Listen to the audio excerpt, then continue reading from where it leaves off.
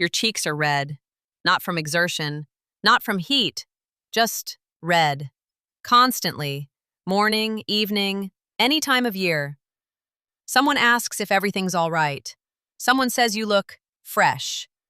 And you're tired of looking in the mirror and seeing this redness that doesn't go anywhere. Today, as a dermatologist, I'll explain why persistent red cheeks appear, what mechanisms are behind them, and what really helps reduce inflammation and redness, including why the cream composition matters. Let me start with how this looks and feels, because exactly this description I most often hear.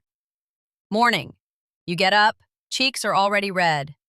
Not a little pink, but noticeably reddish, especially on the cheekbones, sometimes along the nose. After washing, more intense. After going out into cold or heat, even more. Passes in 20 to 30 minutes. But the baseline redness stays always. Skin with this may be dry and somewhat sensitive. Some products sting or burn, especially alcohol toners, acids. Skin reacts to temperature changes, spicy food, stress, hot tea. In people with reactive vascular skin, this sensitivity often increases gradually. Before I tolerated everything normally, but now even a regular cream burns. This is a sign that the barrier has weakened and reactivity has increased. Good news! With correct care, this process is reversible. The barrier restores, reactivity decreases. Redness increases, and slowly returns to the baseline level. Often people describe the feeling of warmth or heat in the cheek skin. Not painful, but noticeable. This is exactly the moment when vessels are dilated. Skin at this moment is literally slightly warmer to the touch than usual. This isn't imagination and not anxiety. This is a physiological reaction of dilated surface vessels. No pimples, or almost none. Exactly this throws off the track. The person thinks, I don't have acne, so what is this? And another thing, creams help for part of the day, then red again. There are several characteristic stories I hear in practice. First story, a person who easily blushes since childhood. Any stress, any conversation with a stranger, cheeks burn. Initially attributed to shyness. Then redness became more persistent and less connected to emotions, just a red face. This is the beginning of rosacea. Second story, everything was normal, then after some period, stress, climate change, hormonal changes, persistent redness appeared. Before, skin didn't react this way. The person doesn't understand what changed. The skin's inflammatory status changed, and barrier function worsened. Third story. The person tried different creams. Something helps for a few days, then the effect leaves. Sometimes a cream that initially seemed good starts irritating. This is a sign of heightened barrier reactivity. Fourth story. Redness intensified after using acid peels or retinol. The person was trying to improve skin and got the reverse effect. This says the skin barrier is already weakened, and aggressive procedures additionally damage it. What unites all these people? Chronic inflammation in skin, with dilated vessels, reduced barrier, and heightened reactivity. This isn't just that kind of skin. This is a manageable state if you understand the mechanisms. And one more important observation. Many people with rosacea have so-called central hyperreactivity. The nervous system tenses with any stress stronger than in an average person. This isn't a character pathology. This is a neurobiological feature connected to vascular tone regulation. That's exactly why with persistent redness, working with chronic stress isn't just a general recommendation, but a direct mechanism for symptom reduction. There's an important clarification to make right away. Persistent cheek redness, not a single diagnosis. Behind this symptom can hide rosacea at different stages, seborrheic dermatitis, perioral sometimes, contact dermatitis. A dermatologist differentiates them by redness character, localization, accompanying symptoms. But care principles with all these states largely coincide. Barrier restoration, inflammation reduction, calming components. Now, the mechanism. I'll explain as a dermatologist, precisely and to the point. Let me start with the basics. Persistent redness is always inflammation, not acute like with sunburn, but chronic, smoldering, low intensity. Exactly, it dilates vessels, disrupts barrier, and creates constant redness. First mechanism: skin microbiome dysfunction and inflammatory cascade. Skin is covered by a microbiome, hundreds of microorganism species coexisting in healthy balance. With normal balance, skin immune cells are in a calm state. With dysbiosis, a shift toward pathogenic species, immune response activates. Inflammation cytokines are released into tissue, vessels dilate, skin reddens. With rosacea, two factors play a special role. First, Demodex follicularum mite, present in small quantities on most people's skin, but often in excess with rosacea. It activates skin immune cells and actively maintains the chronic inflammatory state. Important practical point about Demodex: it can't be completely removed. It's part of normal skin microfauna. The task is not destruction but population control. With correct care and microbiome normalization, its quantity decreases to normal, and the inflammatory load decreases. Second, microbiome imbalance with predominance of pro-inflammatory species. Prebiotics and postbiotics in cream composition work exactly here. They create an environment favorable for beneficial microorganisms and suppress pro-inflammatory ones' growth.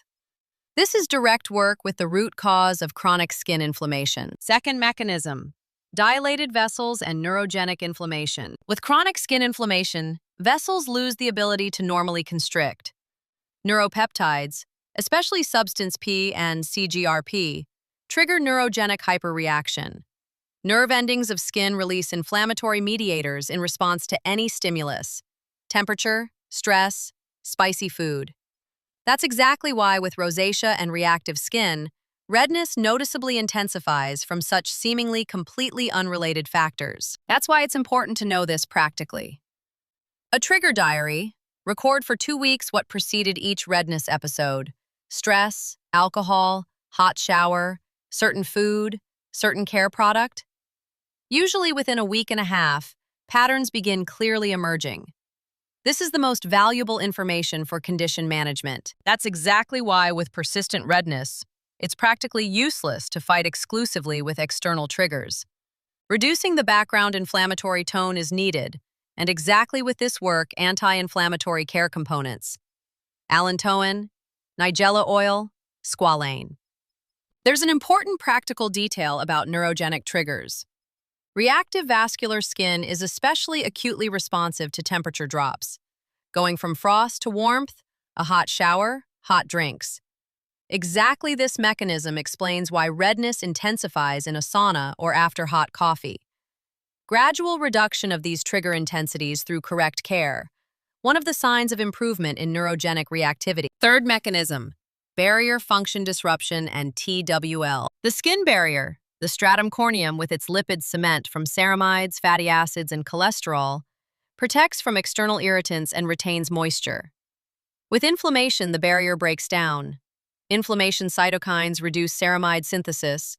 Transepidermal water loss, TEWL, increases. Skin becomes more permeable to allergens and irritants. A disrupted barrier creates a closed loop. External irritants penetrate more easily, intensify inflammation. Inflammation destroys barrier even more. That's exactly why reactive skin acutely responds to things that normal skin tolerates completely without problems. There's a good practical sign of a disrupted barrier: easily self-checked. Apply a small amount of a neutral composition toner or serum to a small cheek area. If light burning or tingling is felt, the barrier is disrupted, and skin perceives even neutral components as irritants. Exactly in this state, the priority task: not active care, but barrier restoration. Barrier restoration, through squalane, shea butter, nigella oil, breaks this vicious cycle. A less permeable barrier means fewer irritants penetrate inside, less inflammation, less pronounced redness. Fourth mechanism: allantoin's role in reducing inflammation and regeneration. Allantoin, a urea derivative found in several plants. In dermatology, it's valued for several properties simultaneously. It inhibits pro-inflammatory prostaglandin synthesis, direct inflammation mediators that dilate vessels and maintain redness. It stimulates keratinocyte proliferation, accelerates epidermis renewal. It softens the stratum corneum, improving its barrier properties. And especially important with reactive skin, it's well tolerated even by damaged and inflamed skin, without burning and irritation. That's exactly why allantoin is one of the most widely used components in dermatological products for sensitive and reactive skin. Comparative context. Niacinamide also reduces redness and is a good choice with rosacea. However, allantoin acts differently. It more directionally works with the inflammatory cascade and regeneration, while niacinamide more strongly affects pigmentation and barrier.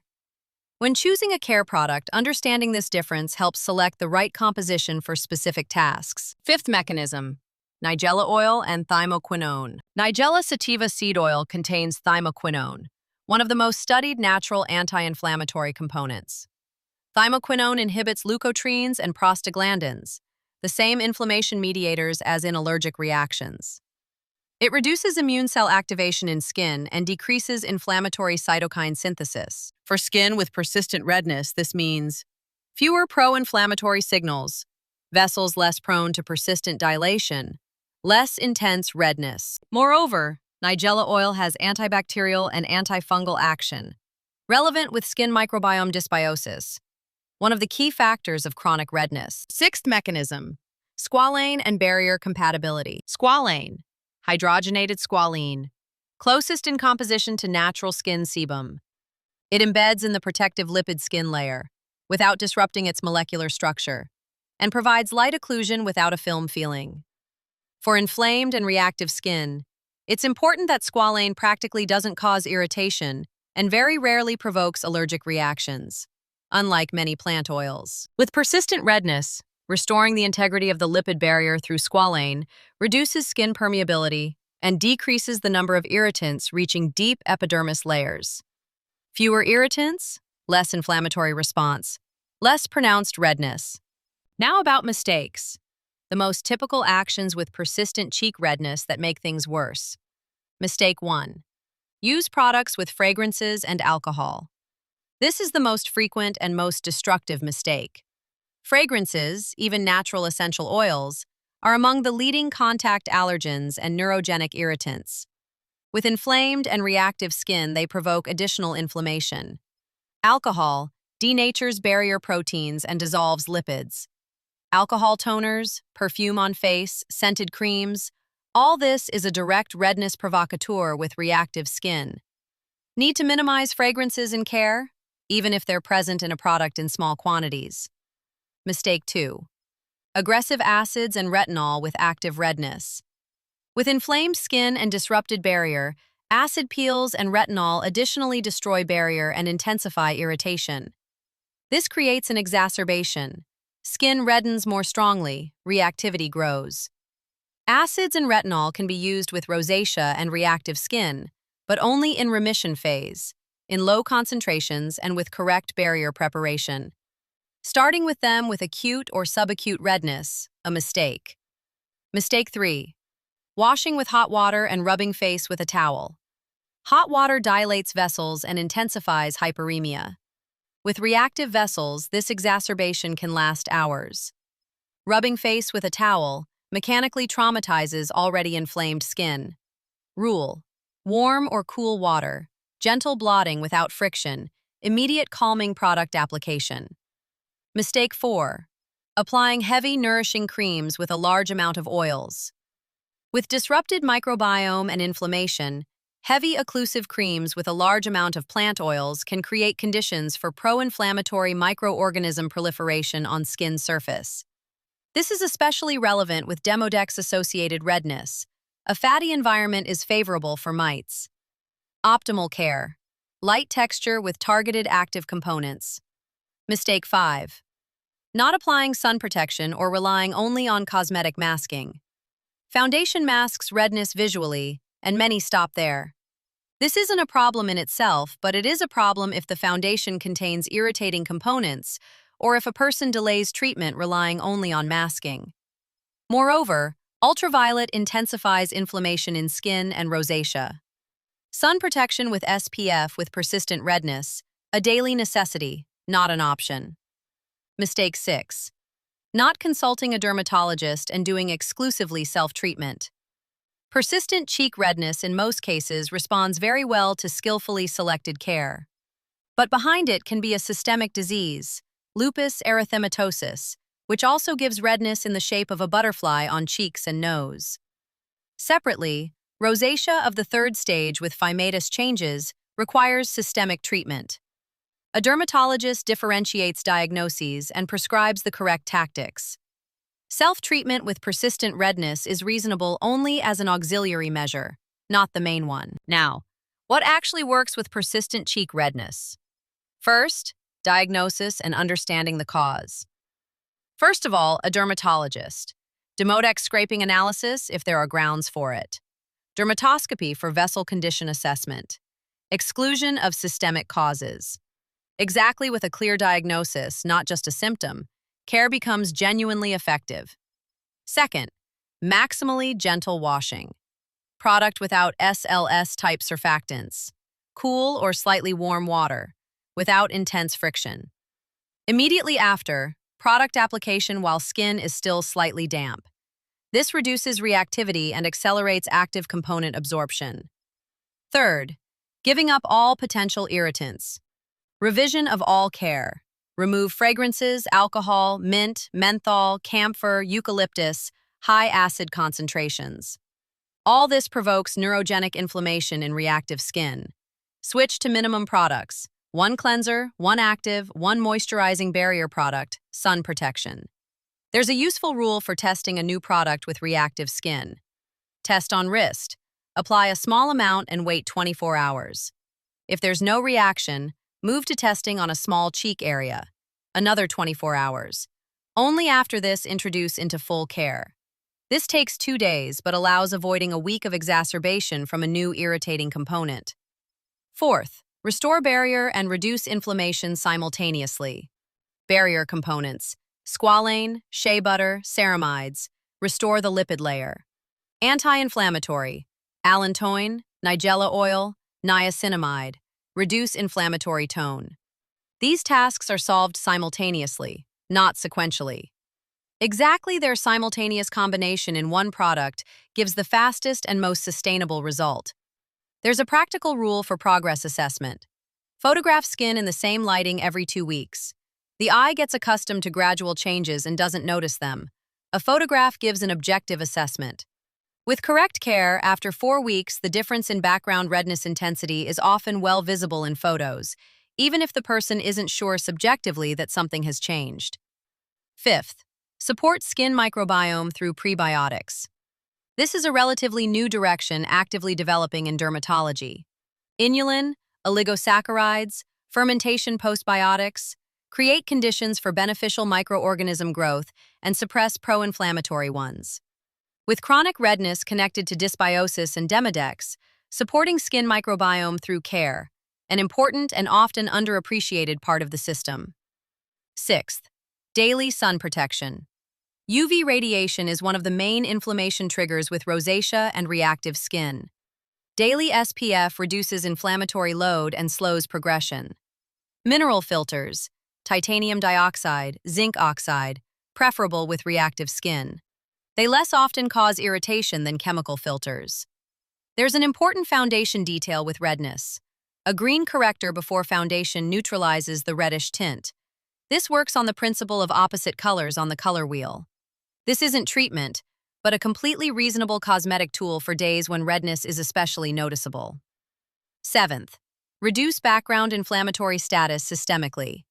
This external redness often reflects internal inflammation. Anti-inflammatory nutrition, omega-3, reducing sugar and alcohol, stress management, works on skin too. That's exactly why persistent redness noticeably intensifies in tense periods, after alcohol, after consuming spicy food.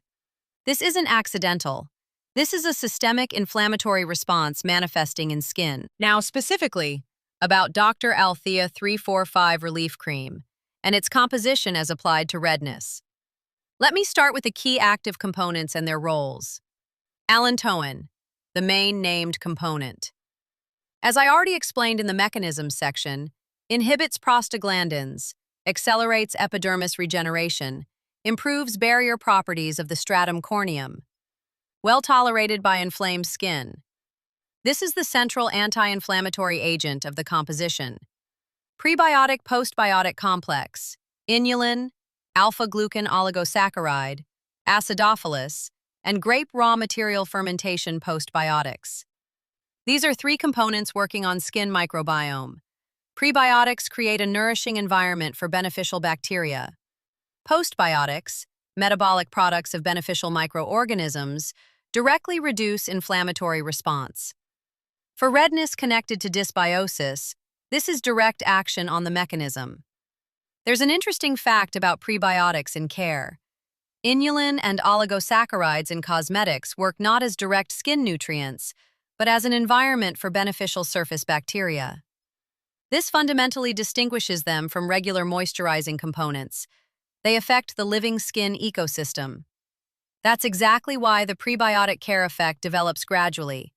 The microbiome rebuilds over weeks, not days. Nigella sativa seed oil. Thymoquinone it contains reduces the skin inflammatory cascade activity directly. Importantly, this oil has a modest fatty acid profile, relatively neutral for microbiome, unlike some heavy oils. Squalane, highly compatible with human skin, restores barrier without irritation risk. Well tolerated with rosacea and reactive skin. Shea butter, Deuterospermum parkii butter, rich in oleic and stearic acids, softens and nourishes the stratum corneum, creates light occlusion. Contains triterpene alcohols with anti-inflammatory properties. Now about what requires attention. The composition includes fragrance. For reactive skin and rosacea, this is an important detail. Fragrances, even in small concentrations, are a potential irritant with barrier dysfunction. If your skin is very reactive and you notice a reaction to aromatic components, it's worth doing a wrist test before applying to face. With normal tolerance, this is not a problem.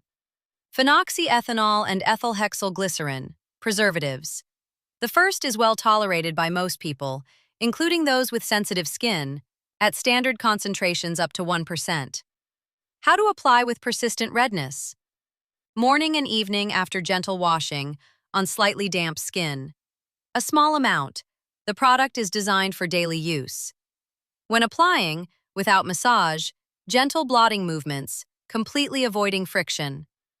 What to expect in terms of timing? Reduction of redness, acuteness, and reactivity within 2 to 4 weeks of regular use. Improvement of overall texture and reduction of skin irritability within 6 to 8 weeks. Stable condition improvement, provided triggers are eliminated and a systemic care approach is maintained. And a practical recommendation for introducing into care. Start with evening application. At night, skin isn't exposed to temperature influences and sun, there's no photoreaction risk, and active components work in complete rest conditions. After a week, add morning application, directly before sun protection. Link to the restorative relief cream with prebiotics, postbiotics, and allantoin in the description of this video. https://www.iherb.com/PR/dr-345-relief-cream-1-69-FL-OZ-500-ML/1488869. Persistent cheek redness, not just that kind of skin and not a cosmetic flaw. This is chronic low-intensity inflammation with dilated vessels, disrupted skin barrier, and microbiome imbalance. It's quite manageable, with correct understanding of mechanisms and skillfully selected care. And the last thing that's important to say, many people with rosacea and chronic redness feel uncomfortable about their skin for years.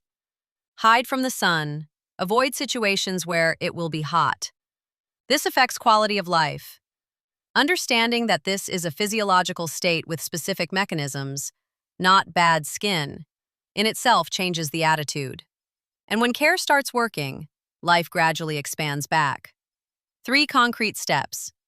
First, remove from care everything with fragrances and alcohol. This is the fastest change with a noticeable effect. Second, add cream with allantoin, prebiotics, and anti-inflammatory oils. This is working with the redness mechanism. Third, daily sun protection. Without this step, all others give half the result. Skin with chronic redness doesn't require aggressive treatment. It requires understanding its nature and consistent, correct care.